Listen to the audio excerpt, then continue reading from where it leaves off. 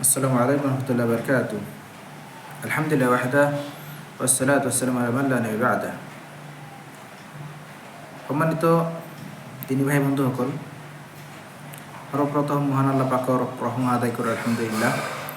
তারপর দরুদ সালাম প্রেরণ করুন আমার নবী মুহাম্মদ মুস্তাফা সাল্লাল্লাহু আলাইহি ওয়াসাল্লামের উপর।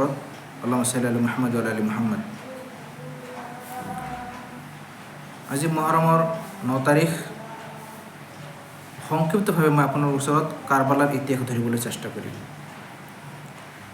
কাৰবালাৰ ইতিহাস এটি মৰ্মান্তিক ইতিহাস, দুঃখজনক, বেদনাজনক, কষ্টজনক, সকলো মুমিন মুছলিমৰ অন্তৰত আঘাতজনক। অৱশ্যই ইয়াত কোনো সন্দেহ নাই। এতিয়া কথা হ'ল, হুছেইন ৰাদিয়াল্লাহু তাআলা আনহু কাৰবালাত শ্বহীদ হ'ব, এই বিষয়টো নবী সাল্লাল্লাহু আলাইহি সাল্লাম দুনিয়া যেতিয়া জীৱিত আছিল তেতিয়া এই বিষয়টো জিবৰাইল আমিন আলাইহিস সালাম নবী সাল্লাল্লাহু আলাইহি সাল্লামক কৈ থৈ গৈছে। হাদিছটো হযরত আলী রাদিয়াল্লাহু আনহু বৰ্ণিত। দেখিছে যে নবী সাল্লাল্লাহু আলাইহি সাল্লাম কান্দি আছে। নবী সাল্লাল্লাহু আলাইহি সাল্লামক সুধিলে আলী ৰাদিয়াল্লাহু আনহু যে আপুনি কিয় কান্দি আছে? তেতিয়া নবী সাল্লাম ক'লে, মই মোৰ নাতিন হুছেইন ৰাদিয়াল্লাহু তাআলা আনহু কাৰবালাত শ্বহীদ হ'ব, ফুৰাত নদীৰ কিনাৰত শ্বহীদ হ'ব। এই কথাটো মোক জিবৰাইল এতিয়া জনাই থৈ গ'ল। সেই দুখত মই ভাগত পৰি, মই কষ্ট হৈ মই কান্দি আছোঁ।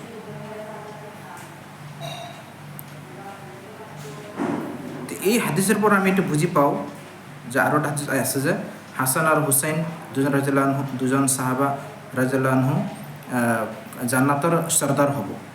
এটা সহি হাদিছ হয়। কিন্তু হুছেইন ৰাদিয়াল্লাহু আনহু আৰু হুছেইন ৰাদিয়াল্লাহু আনহু আৰু হাছান ৰাদিয়াল্লাহু আনহু সিহঁতে দুই ভাই। এই দুই ভাইতকৈ শ্ৰেষ্ঠ তেখেতৰ পিতা আলী ৰাদিয়াল্লাহু তাআলা আনহু।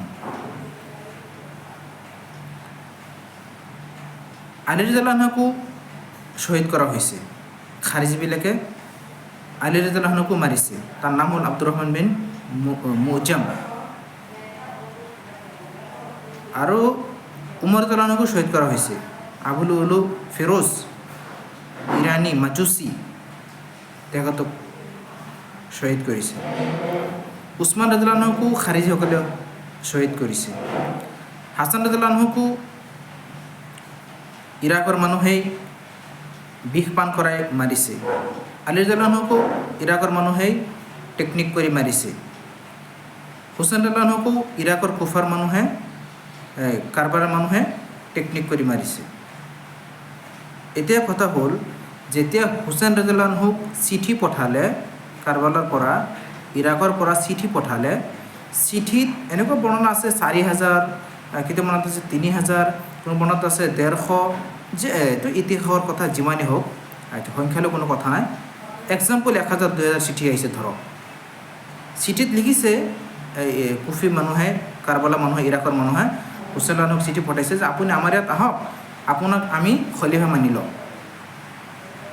কিন্তু যেতিয়া মক্কাত এই চিঠিকেইটা পায়, হুছেইন ৰাদিয়াল্লাহু আনহু যেতিয়া পূৰা বংশ ফেমিলি প্ৰায় 80জন বা 72জন মানুহলৈ যেতিয়া গুচি যাব ধৰিলে, তেতিয়া ইবনে আব্বাছ ৰাদিয়াল্লাহু তাআলা আনহু তেখেতক বাধা দিছিল, হুছেইন তুমি নাযাবা।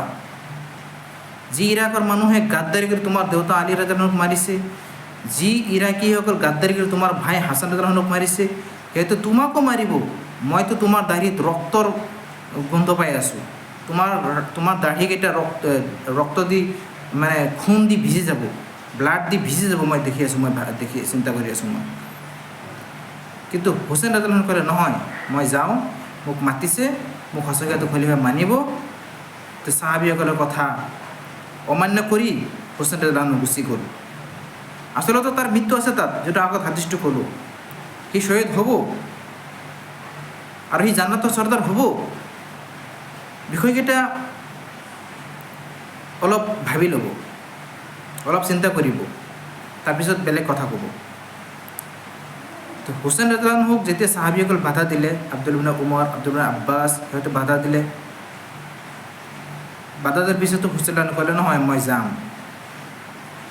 আচ্ছা, যেতিয়া ওলাই গ'ল, তেতিয়া ৰাস্তাত উবাইদুল্লাহ বিন জিয়াদৰ সৈনিক সিহঁতক আটকালে ৰাস্তাত। উবাইদুল্লাহ ইবনে জিয়াদ সি ইৰাকত মানে গভৰ্ণৰ আছিল, এটা নেতা হৈ আছিল। আৰু এজিদ আছিল চিৰিয়াৰ ৰাজা হয়, তেতিয়া বাদশ্বাহ হৈ আছিল। এজিদে কিন্তু নাজানে ইয়াত যে হুছেইন ৰাজনক আটকাইছে বা মাৰিছে বা মাৰিব বা প্লানিং কৰিছে, এজিদে এইকেইটা একো নাজানে।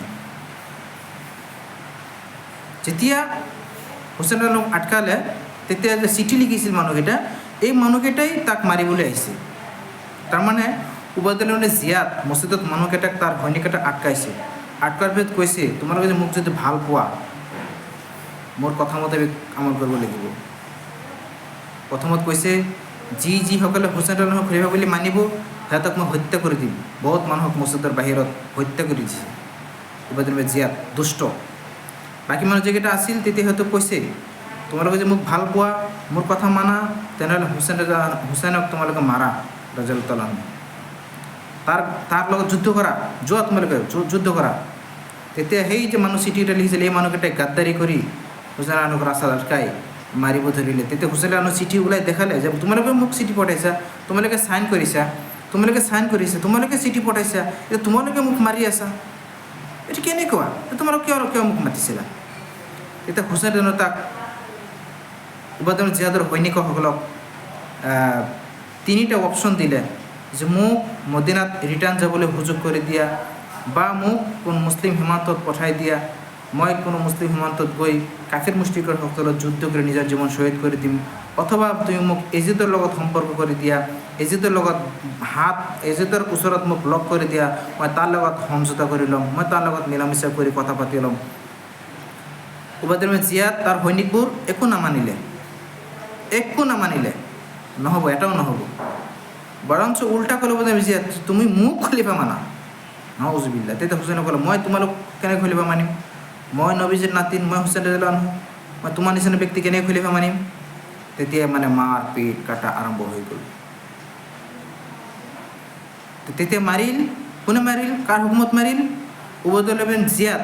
কোনে মাৰিল? তাৰ সৈনিকবোৰ, তাৰ সংগু পাংগুবোৰ, যেনেকুৱা আপোনাৰ কি কয় শিমাৰ বিন জিলজাওছাম ইত্যাদি আৰু তাৰ সাথীবোৰ, তেখেতক মাৰিলে, মাথাটো আলাগ কৰি দিলে। তাৰপিছত সেই মাথাটো হুছেইনৰ ওচৰত পঠালে, উবাইদুল্লাহ জিয়াদৰ ওচৰত পঠালে। উবাইদুল্লাহ জিয়াদ তেতিয়া সেই মৰা লাছটোৰ ওপৰত, মাথাটোৰ ওপৰত, ঠোঁটৰ ওপৰত আকৌ আঘাত কৰিলে।